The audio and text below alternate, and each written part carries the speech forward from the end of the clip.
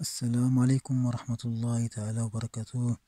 اليوم إن شاء الله غادي نشارك معكم واحد الفيديو جديد، وغادي نتكلموا فيه إن شاء الله على حجر كريم وهو حجر الماس. هذا الحجر الباهظ الثمن. كيف نتعرف على حجر الماس؟ هل هو حقيقي أصلي أم مزيف؟ هذه التجربة سنقوم بها إن شاء الله مع هذا الجهاز. بسم الله. هذا الجهاز يستخدم من هنا.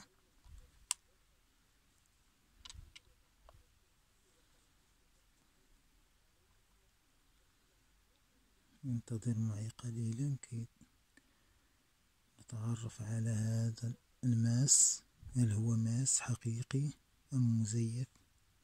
لاحظ معي اللمعان،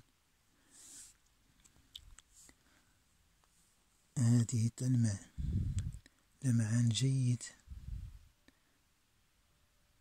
هل هو ماس حقيقي أم مزيف؟ لاحظ معي هذا اللمعان،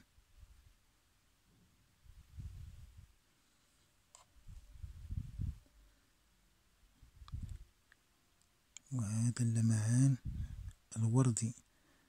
هذا الماس الوردي هو الأبهض الثمن، باهظ الثمن جدا هذا الماس الوردي. سنقوم بهذه التجربة بهذا الشكل.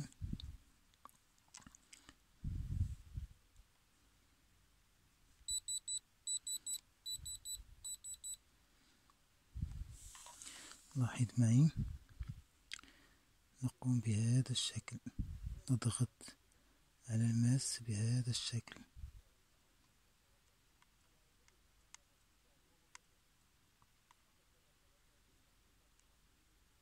وننتظر الجهاز ماذا سيفعل.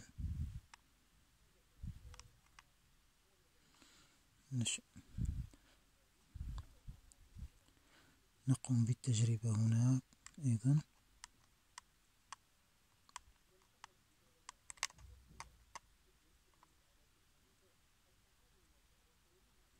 لا يستجيب الجهاز، لا يستجيب. وهنا أيضا.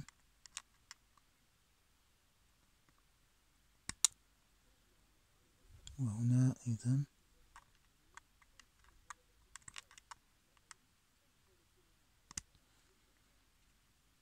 هنا الجهاز لا يستجيب. إن كان ماس حقيقي الجهاز سيقوم بهذه الحركة.